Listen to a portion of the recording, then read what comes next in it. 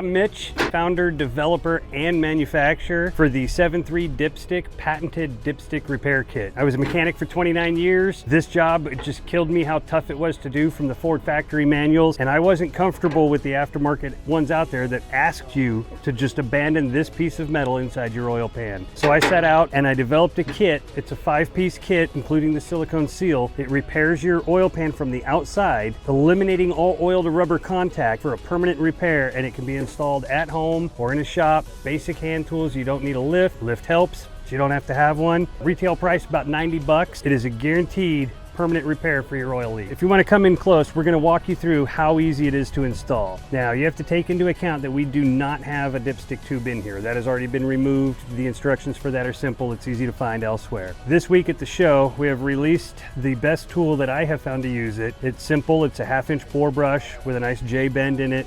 They're available at a lot of our dealers now. They'll be out by the end of this month. But you would simply insert the brass brush down into the hole where the dipstick tube would be. And as he showed you inside, you can see it goes all the way through. That's fine. That will allow you to remove the nut. If it was a factory nut, you wouldn't have to worry about the washer. But you take the factory nut and everything off of the adapter, slide it out of the way. You're not going to reuse the factory nut. At this point, you're going to tip this in and twist it around so that you can remove the O-ring that would be inside. The O-ring on this one you can see is swollen, but it's just a rubber O-ring that's failing, and you want to get that out of the pan.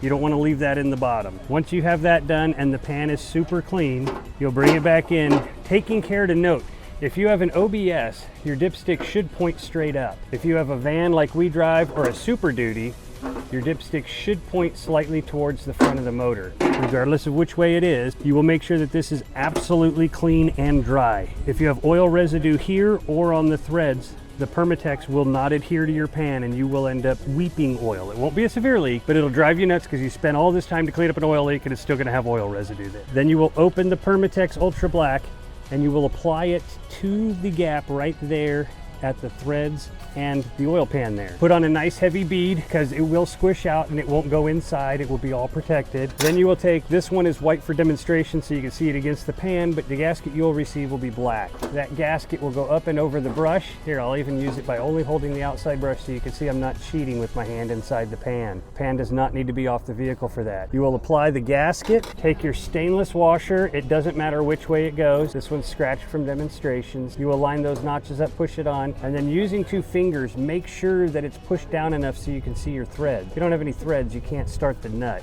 We provide an aluminum one-off made nut. These are the nuts that I have spec'd. I did the drawings. These are my patented part. That nut will go on, over, and line up. This is the most difficult part of this repair.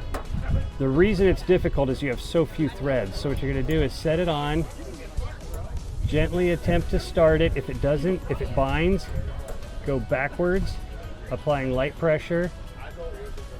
You should hear it click. That means that your threads have lined up.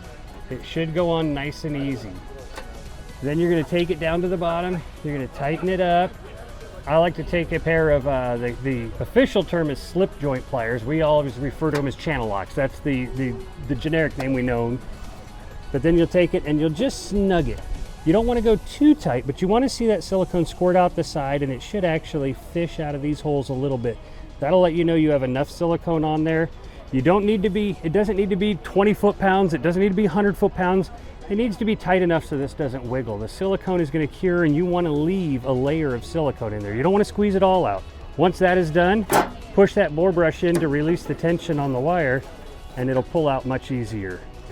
At this point, you're going to put your dipstick tube back in with the new O-ring we provide in the kit. Permatex would like you to wait 24 hours. Best shot of having a success and a non-leaky dipstick moving forward. Once that's done, fire up the engine. You are good to go. Action!